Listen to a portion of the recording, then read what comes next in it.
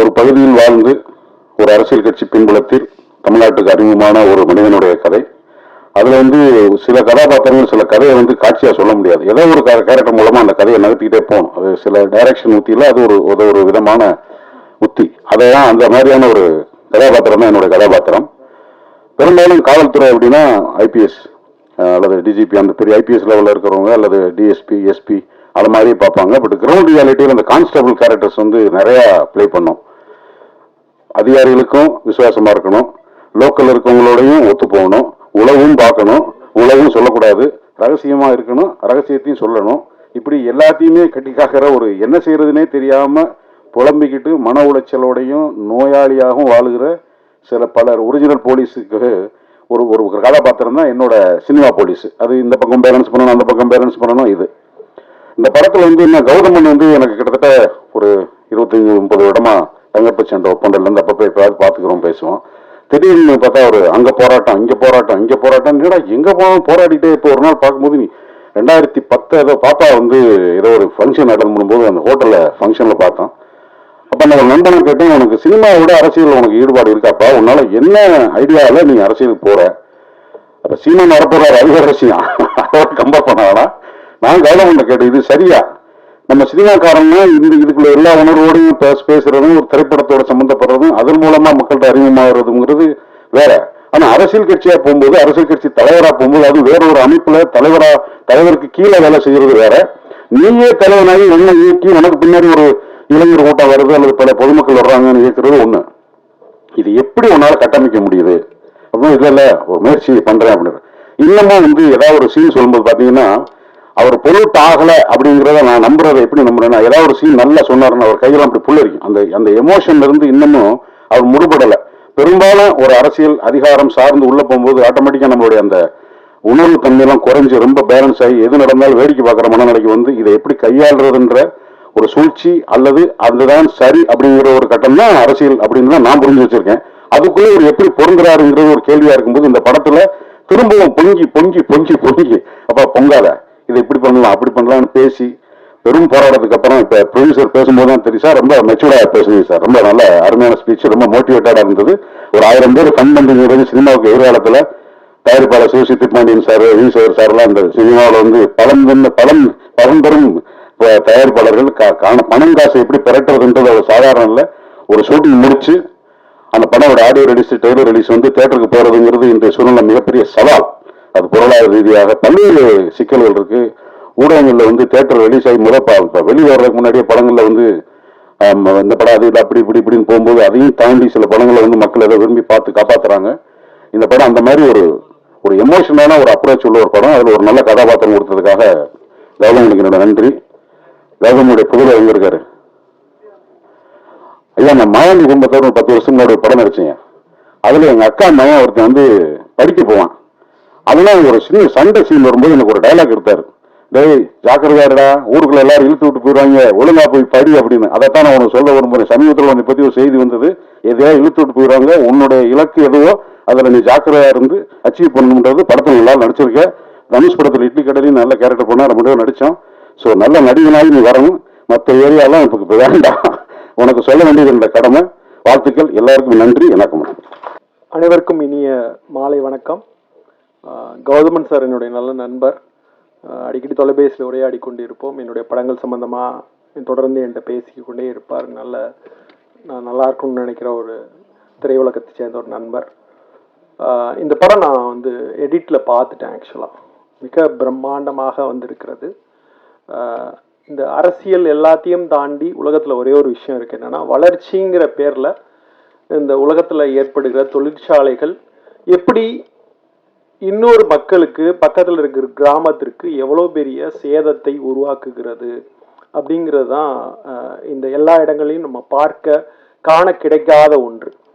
Sterlite ஆலை இருக்குது, நிலக்கரி சுரங்க ஆலை இருக்கிறது அப்படின்னு நம்ம அந்த ஆலை இல்லாத ஒரு சென்னை போன்ற ஒரு நகரத்தில் இருக்கிற போது, இந்த ஆலை இருக்கிற ஒரு நகரத்தின் அருகே இருக்கிற கிராமங்கள், அந்த விவசாய நிலம் எப்படி பாதிக்கப்படுகிறது என்பதை மிகவும் அழுத்தம் திருத்தமாக,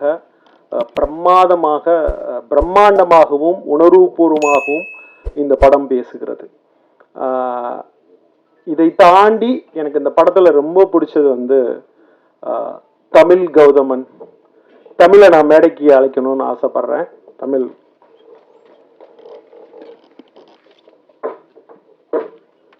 தமிழ் வந்து சாரோட பையன் பிரமாதமா பண்ணியிருக்கான் அந்த படத்துல. ஒரு பெரிய நான் படம் பார்த்துட்டு சொன்னேன், உங்க பையன் போர்ஷனை ரொம்ப ரசிச்சேன் அப்படின்னு சொல்லிட்டு. ஏன்னா நான் வந்து இந்தியன் படத்துல வந்து ஒரு ரோலுக்கு வந்து ஒரு பையன் வேணும் அப்படின்னு கேட்டப்ப வந்து சங்கர் சார்கிட்ட சொன்னேன், இந்த மாதிரி வந்து கௌதமன் சாரோட பையன் இருக்கான், பிரமாதமா பண்ணுவான் அப்படின்னு சொல்லிட்டு போட்டோலாம் காமிச்சேன். அப்போ அவர் சொன்னார், ஹீரோவை அறிமுகப்படுத்துறதுக்காக நான் வச்சிருக்கேன் அப்படின்னு சொன்னாரு. நான் சங்கர் சார் படம்னா விடுறேன் சார் அப்படின்னு சொல்லி அனுப்புனாரு. ரொம்ப பிரமாதமா நடிச்சு கொடுத்தான். சார் வந்து பயங்கரமா பாராட்டினாரு.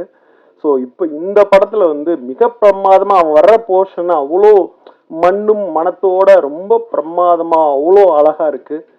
இப்போ இட்லி கடை படத்துலையும் பண்றான்.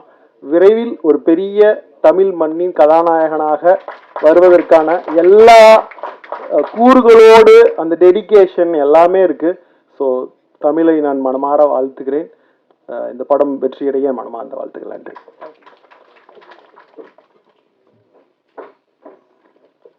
இயக்குனர் வணக்கம். இங்கே வந்திருக்க எல்லாருக்கும் வணக்கம். மேடையில் இருக்கிற எல்லாருக்கும் அன்பான வணக்கம். அண்ணன் இருக்கும்போது இங்கே நிறைய பேச முடியாது, அதனால் நான் சீக்கிரம் போயிடுறேன். ஒரே ரெண்டே வார்த்தையில் முடிச்சிடுறேன். கௌதமன் சார் எனக்கு ரொம்ப நெருங்கிய நண்பர், ஒரு அழகான ஒரு எளிமையான ஒரு மனசு நண்பர். ஸோ அவர் தான் இதுக்குள்ளே என்ன வர வச்சது.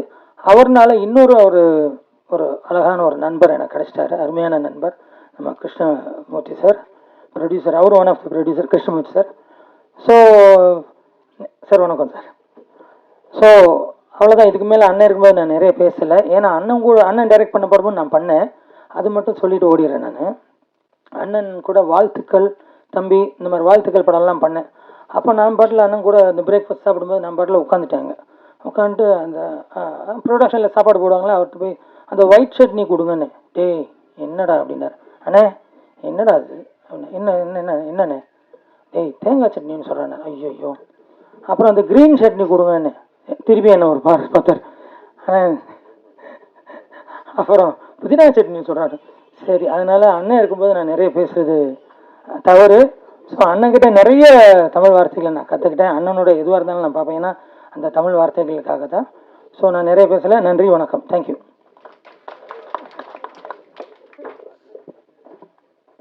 இனி யாரும் சட்னியில் கூட பிறமொழி கலக்கக்கூடாது என்று சொல்லி அமர்ந்த எங்கள் நடன இயக்குனர் அவர்களுக்கு நன்றி. ஒரு கலைஞனை என்ன செய்யும்னா என்னைக்குமே இளைஞனாகவே வைத்திருக்கும். 20 ஆண்டுகளாகவே 20 வயதை விட்டு கடக்க மறுக்கிற எங்கள் நடன இயக்குனர் மரியாதைக்குரிய ஸ்ரீதர் மாஸ்டர் அவர்களை உரை நிகழ்த்த அன்போடு அழைக்கிறேன்.